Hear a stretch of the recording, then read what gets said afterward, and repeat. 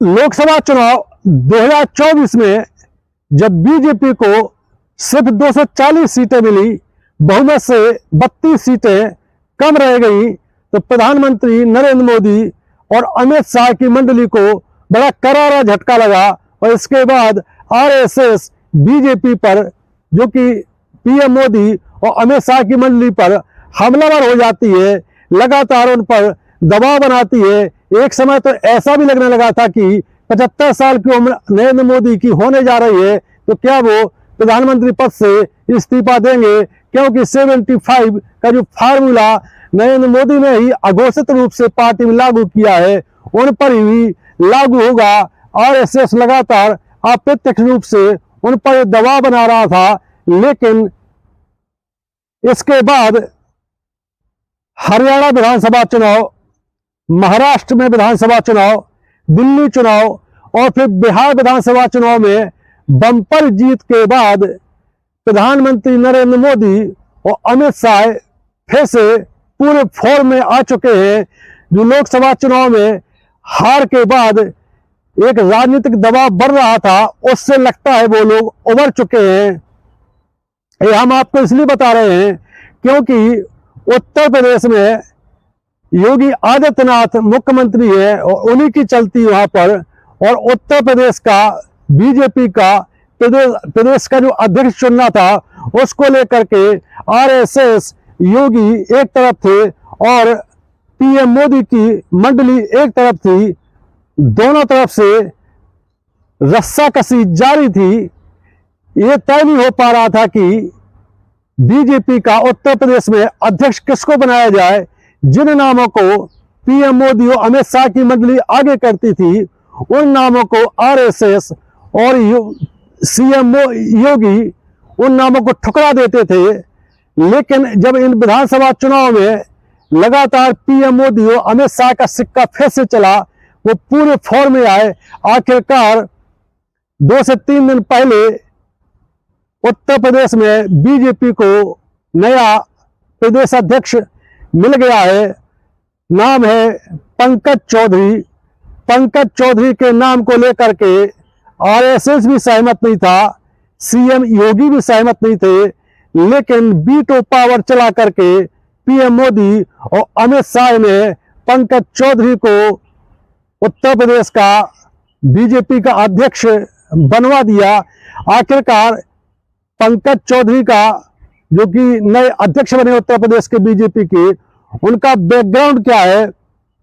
पंकज चौधरी को बीजेपी की कमान उत्तर प्रदेश में सौंपने के पीछे पीएम मोदी, अमित शाह, बीजेपी की रणनीति क्या है, सीएम योगी का क्या होगा, सीएम योगी को किस प्रकार से धक्का लगा है, और आरएसएस के न चाहने के बावजूद पीएम मोदी और अमित शाह ने पंकज चौधरी को कैसे उत्तर प्रदेश में कमान सौंप दी। आइए इन्हीं सवालों के जवाब तलाशते हैं। पंकज चौधरी वो नाम है जो कि गोरखपुर से ही आते हैं। गोरखपुर से ही मुख्यमंत्री आदित्यनाथ योगी भी आते हैं और गोरखपुर से ही ये पंकज चौधरी आते हैं। पंकज चौधरी कुर्मी जाति से आते हैं। ऐसा माना जाता है कि कुर्मी जाति का वोट बैंक फिर से अपने कब्जे में करने के लिए बीजेपी ने पंकज चौधरी को पार्टी की कमान सौंपी है, क्योंकि लोकसभा चुनाव 2024 में समाजवादी पार्टी ने कुर्मी वोट बैंक पर सेंध लगा दी थी। 2024 लोकसभा चुनाव के पहले कुर्मी वोट बैंक पूरी तरह से बीजेपी के साथ रहता था। हम आपको बता दें कि उत्तर प्रदेश में कुर्मी वोट बैंक 10 से 11% है, और ये जिस तरफ जाता है ऐसा माना जाता है कि उस पार्टी को जीत मिलती है, क्योंकि ये वोट बैंक ठोक गिरता है जहां गिरता है। लोकसभा चुनाव 2024 में समाजवादी पार्टी अखिलेश यादव ने ऐसा गुल खिलाया, कुर्मी जाति के इतने टिकट बांटे, आखिरकार 7 सांसद 37 सांसद समाजवादी पार्टी के चुने गए हैं उत्तर प्रदेश में। उसमें से 7 सांसद कुर्मी जाति के हैं। बीजेपी जो कि कुर्मी वोट बैंक पर लगातार कब्जा करता रहा है, सिर्फ 3 सांसद जीत सके और ऐसा माना गया कि बीजेपी की हार के पीछे कुर्मी वोट बैंक ही जिम्मेदार है, क्योंकि कुर्मियों ने इस बार बीजेपी को सबक सिखाने के लिए समाजवादी पार्टी का साथ दिया। इसलिए ऐसा माना जाता है कि कुर्मी वोट बैंक को फिर से पूरी तरह से हासिल करने के लिए पीएम मोदी और अमित शाह की मंडली ने पंकज चौधरी को बीजेपी अध्यक्ष की कमान उत्तर प्रदेश में सौंपी है। समाजवादी पार्टी अखिलेश यादव के पीडीए फार्मूले को ध्वस्त करने की एक प्लानिंग मानी जाती है, लेकिन इससे कई खतरे भी है कि कुर्मी वोट बैंक तो आपको मिल जाएगा, लेकिन Kushwaha vote bank, Maurya vote bank इसलिए बिखरने के चांस फिर से बढ़ गए हैं बीजेपी से, क्योंकि केशव प्रसाद मौर्य भले ही डिप्टी सीएम उत्तर प्रदेश के, भले ही आगे बड़े पॉपुलर लीडर हो, पीएम मोदी और अमित शाह के बहुत करीबी हो, लेकिन योगी आदित्यनाथ से उनका 36 का आंकड़ा है। भले ही डिप्टी सीएम है, लेकिन एक भी फाइल बगैर सीएम योगी के चाहने के अलावा पास नहीं होती है। केशव प्रसाद मौर्य लगातार असंतुष्ट चल रहे हैं, लगातार शिकायतें करते हैं, लेकिन योगी को टस से मस नहीं कर पा रहे हैं। इसलिए केशव प्रसाद मौर्य को, जो कि एक संभावना लग रही थी कि बीजेपी की कमान उत्तर प्रदेश में फिर से सौंपी जा सकती है, लेकिन नहीं सौंपी गई।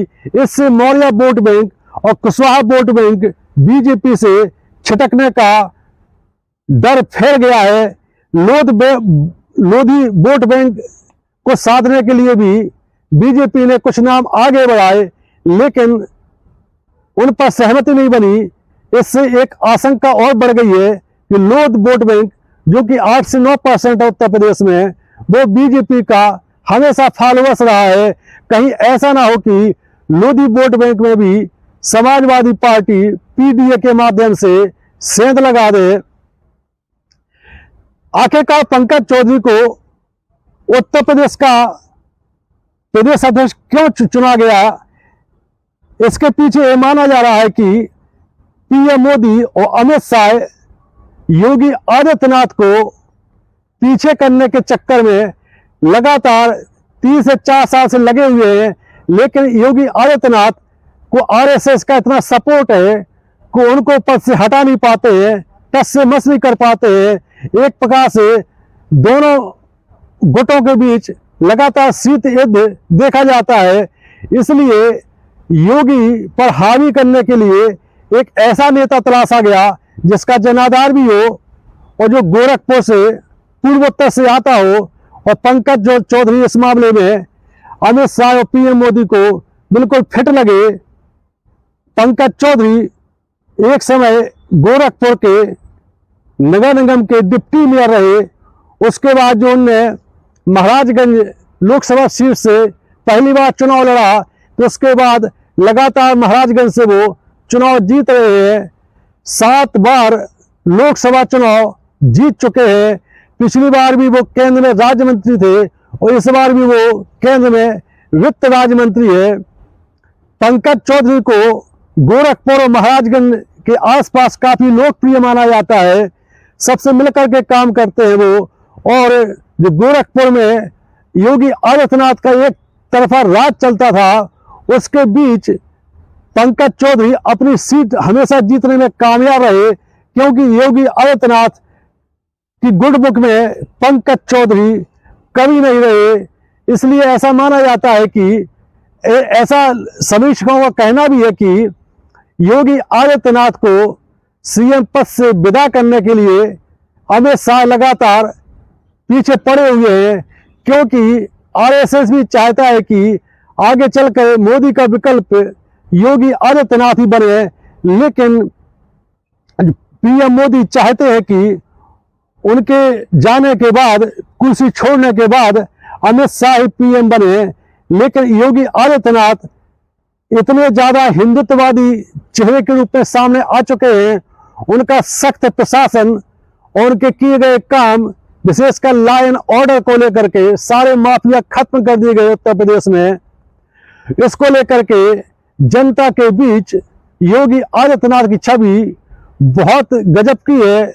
उनको लोग अगला प्रधानमंत्री के रूप में देखते हैं।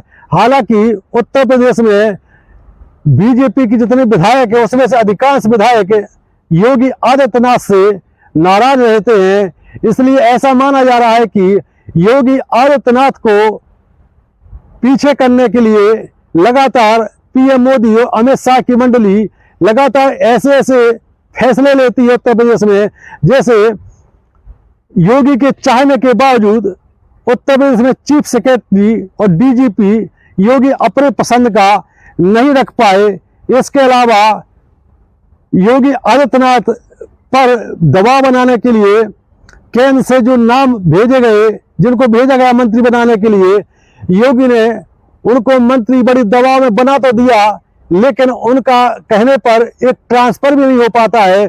उनकी फाइल सीधे पहले सीएम दफ्तर जाती है, वहीं पड़ी रहती है। सारे मंत्री और सारे विधायक इस बात से खपा रहते हैं कि नौकरशाह इतने ज्यादा हावी है कि योगी आदित्यनाथ ने हर मंत्री के पास, हर मंत्री के उसमें ऐसे सेक्रेटरी, सचिव, आईएएस आईपीएस तैनात कर दिए हैं जो कि किसी की सुनते नहीं है। इसलिए पंकज चौधरी को उत्तर प्रदेश का प्रदेश अध्यक्ष बनाया गया है। चर्चा तो ये भी चल रही है कि 2027 में, जो कि 14-15 महीने बाद विधानसभा चुनाव होने वाले हैं, उसके पहले योगी को सीएम की कुर्सी से हटा करके इनको केंद्र में मंत्री बना दिया जाए और पंकज चौधरी को या फिर केशव प्रसाद मौर्य को फिर से इनको उत्तर प्रदेश की कमान सौंपी जाए। केशव प्रसाद मौर्य को उत्तर प्रदेश का सीएम बनाने के लिए पीएम मोदी और अमित शाह लगातार प्रयास करते रहे हैं, अभी भी कर रहे हैं, लेकिन आरएसएस का इतना ज्यादा सपोर्ट है योगी को और है भी।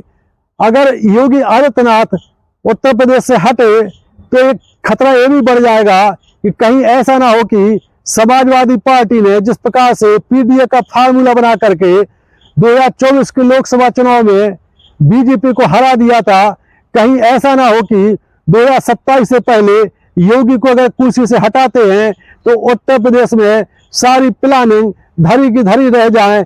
इसलिए आरएसएस फुल सपोर्ट योगी को दे रहा है, लेकिन पीएम मोदी और अमित शाह लगातार अस्थिर करने की कोशिश कर रहे हैं, योगी को दबाव बनाने की कोशिश कर रहे हैं।